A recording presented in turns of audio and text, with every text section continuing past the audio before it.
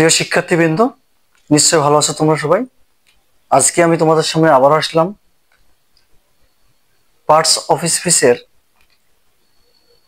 একটা অংশ নাউনকে বিশেষভাবে আলোচনা করার জন্য।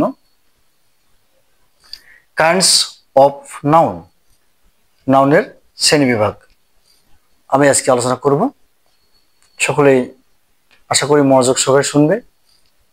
দেখো, এখানে আমরা আলোচনা করি নাউনকে প্রধানত দুটি ভাগে ভাগ করা যায়।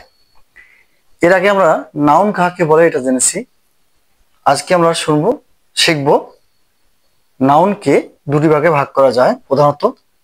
একটি হচ্ছে কংক্রিট নাউন, মূর্ত বিশেষ্য, অর্থাৎ যেটা ইন্দ্রিয়গ্রাহ্য। আরেকটি হচ্ছে অ্যাবস্ট্রাক্ট নাউন, গুণবাচক বা ভাববাচক বিশেষ্য। এখানে ভাববাচক বলার একটা কারণ আছে, পরে আমি ব্যাখ্যা করব। তো কংক্রিট নাউন, এই নাউনটাকে আমরা আবার চারটি ভাগে ভাগ করতে পারি। এই চারটির মধ্যে একটি হচ্ছে প্রপার নাউন, একটি হচ্ছে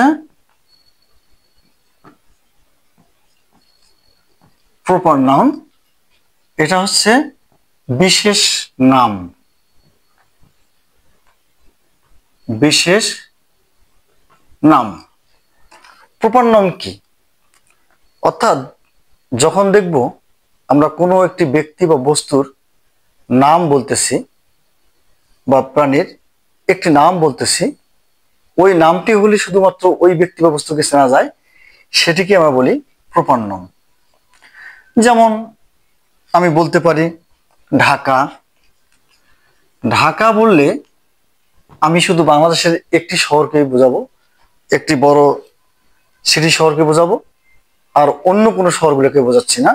সুতরাং এটি হচ্ছে প্রপার নাউন। আর যখন আমি বলবো এখান থেকে যে শিলা,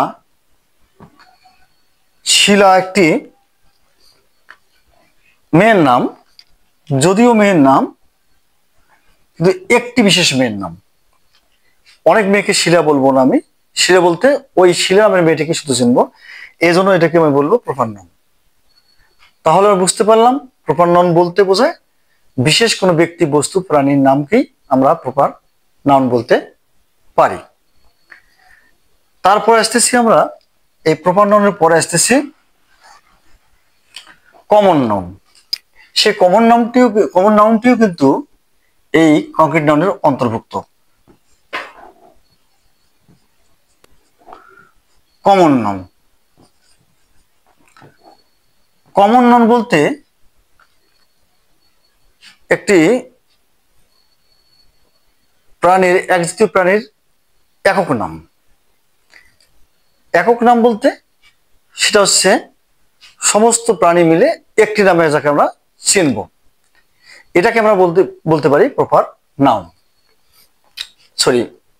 কমন নাউন। তো কমন নাউনটা হলো জাতিগত নাম, জাতিগত বিশেষ্য। যেমন আমি যদি এখানে বলি যে এটা জাতিগত বিশেষ্য, জাতিগত বিশেষ্য,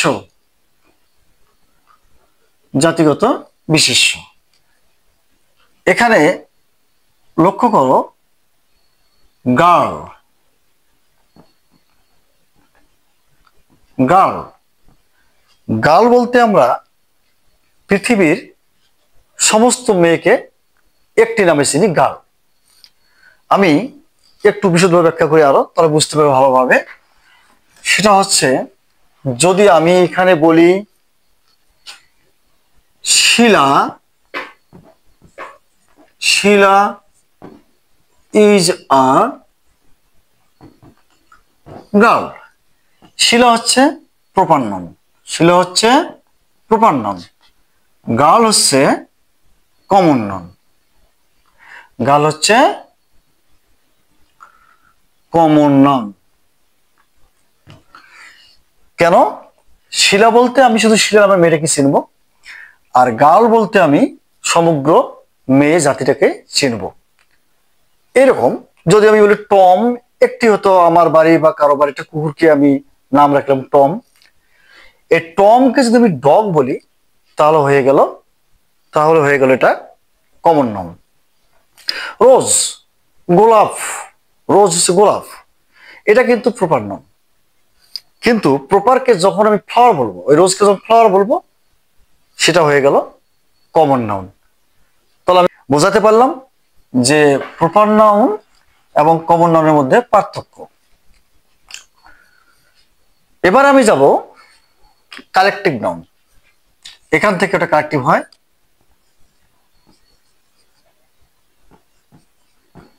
কালেকটিভ নাউন, কালেকটিভ নাউনটা হচ্ছে সমষ্টিগত বা সমষ্টিবাচক বিশেষ্য। সমষ্টিবাচক বিশেষ্য। সমষ্টিবাচক বিশেষ্য কি ধরনের জিনিস, এটা আবার কি ধরনের ব্যাখ্যা? অর্থাৎ আমি একটা ব্যাখ্যা করতে পারি। আমি এখানে মনে করলাম যে Ranu is a student. Ranu কিন্তু এক্ষেত্রে হচ্ছে প্রপার নাউন, স্টুডেন্ট কিন্তু এক্ষেত্রে হচ্ছে কমন নাউন। এখন এই কমন নাউনটাকে আমি কালেকটিভ নাউনে নিয়ে যাওয়ার চেষ্টা করব। লক্ষ্য করো কিভাবে নিয়ে যাওয়া যায়।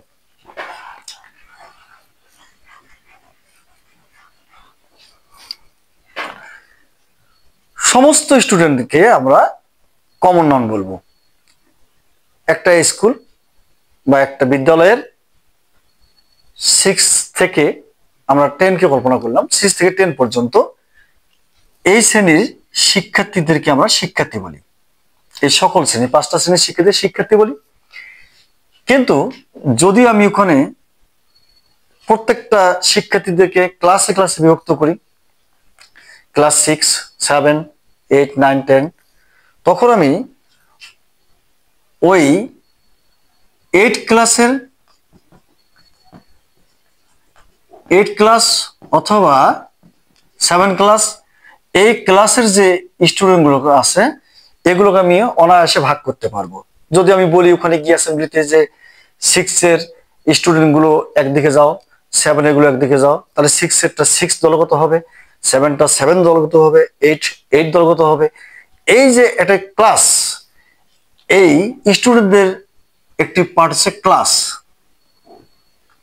এই ক্লাসটা হচ্ছে তোমার কালেকটিভ নাউন। কেন? আমি ওই ক্লাসের আলাদা আলাদা নাম না বুঝিয়ে, স্টুডেন্ট নাম না বুঝিয়ে তাদের জাতিগত একটা অংশ, ক্ষুদ্র অংশকে নিচ্ছি। এরকম যদি আমি আরো বলি, ধরো নিলাম এখানে শিফ, ভেড়া। এখন এই শিফকে যদি আমি ফ্লক বলি তাহলে এক্ষেত্রে তোমার হচ্ছে ভেড়ার পাল। এই সমস্ত শিফটাকে আমি এখানে ধরলাম কমন নাউন, এবং এই শিফের যে একটি অংশ এটাকে বললাম ফ্লক, দল, পাল। তাহলে এই পালটাকে বলবো আমি কালেকটিভ নাউন। বুঝতে পারছি তো মনে হয়? আর না হলে আরো দেখো, এরকম আমি আরো বলতে পারি, যেমন সৈন্য, সকল সৈন্যকে আমি একটা আর্মি সেক্টর ভাগ করলাম, নৌবাহিনী ভাগ করলাম। তাহলে এই নৌবাহিনী বা আর্মি বা নৌসেনা এদেরকে আমরা তখন বলবো কালেকটিভ নাউন। আবার যদি এভাবে ব্যাখ্যা করি, যেমন অনেক দলে খেলা হয়, বিশ্বকাপ অনেক দল, দেখো অনেক দলে খেলা হয়, কিন্তু সমস্ত দলের যে প্লেয়ার গুলো, এই প্লেয়ার গুলোকে বলা হয় কমন নাউন, প্লেয়ার। আমি যদি বলি Tendulkar is the best player, তাহলে টেন্ডুলকার কিন্তু এখানে হচ্ছে প্রপার নাউন, প্লেয়ারটা হচ্ছে কমন নাউন। আবার ওই প্লেয়ার গুলোকে যখন আমি একটা দলে ভাগ করে নেব, যেমন আইপিএল হয়, বিপিএল হয়, এর বিভিন্ন দল হয়, প্লেয়ার গুলোকে কিন্তু ক্ষুদ্র ক্ষুদ্র দলে ভাগ করা হয়। এই ক্ষুদ্র ক্ষুদ্র দলে ভাগ করার নামেই হচ্ছে তোমার এখানে কালেকটিভ নাউন। ক্ষুদ্র ক্ষুদ্র অংশে তার দলগত একটা চিহ্ন থাকে, দলগত পরিচয় থাকে, এটুকুই বলা হয় তোমার কালেকটিভ নাউন। তারপরে এখান থেকে আমি আরো বার করতে পারি ম্যাটেরিয়াল নাউন। ম্যাটেরিয়াল নাউন এটাও কিন্তু কনক্রিট নাউনের মধ্যে পড়ে।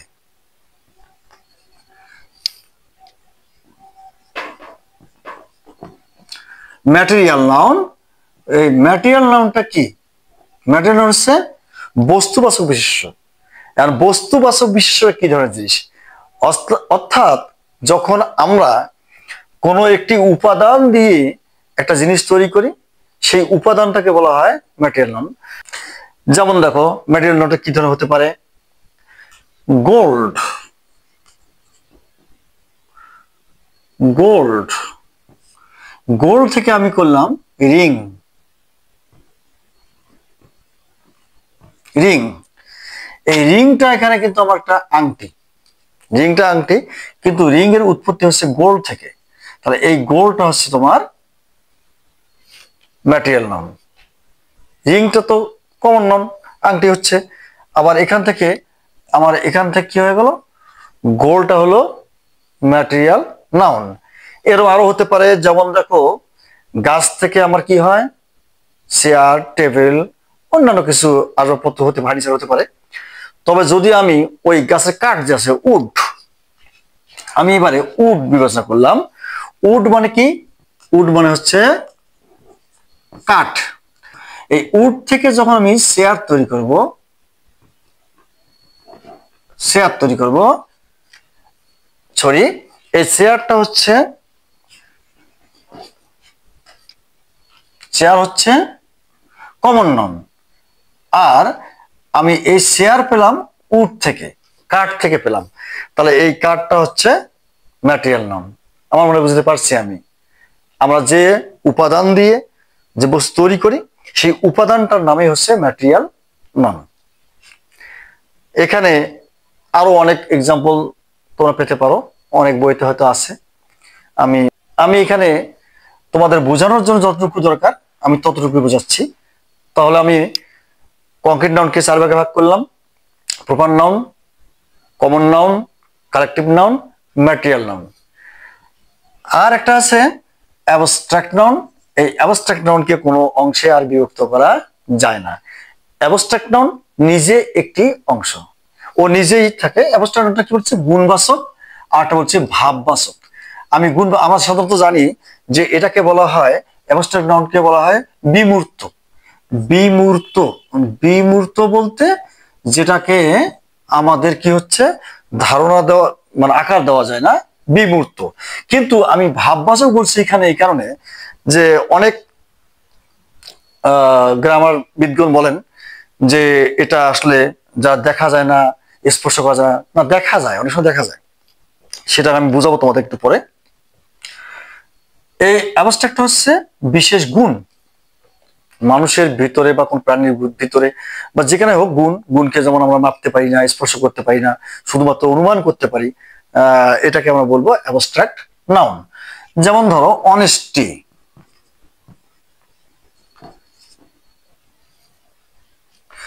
অনেস্টি এটা একটা কিন্তু গুণ, সততা, সততা এটা ইন্টারনাল একটা গুণ, এটা সততা। এই সততাকে আমরা কিন্তু মাপতে পারি না, স্পর্শ করতে পারি না, ওজন করতে পারি না, এগুলোকে অন্য আর মানে ভাবে আমরা স্পর্শ করতে পারি না।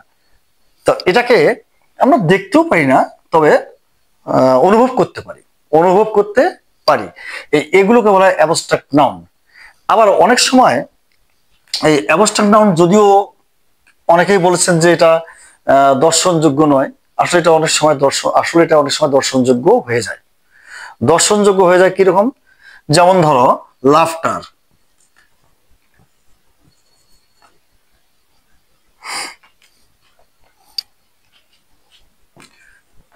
লাফটার হাসি।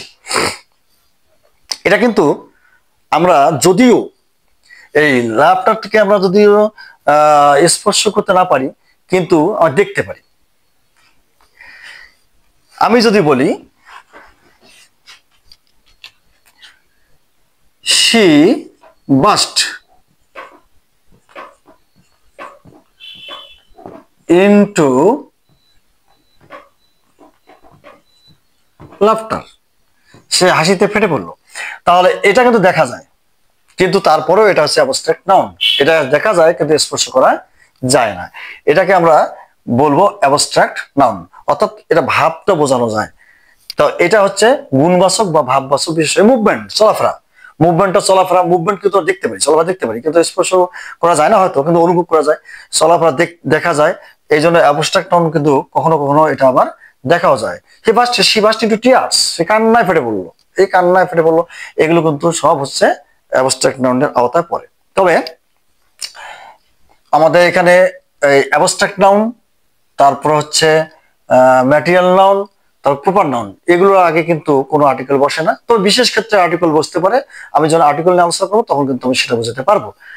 আর আমাদের কমন নাউনের সময় কিন্তু আর্টিকেল বসতে পারে, কমন নাউনের সময় আর্টিকেল বসতে পারে।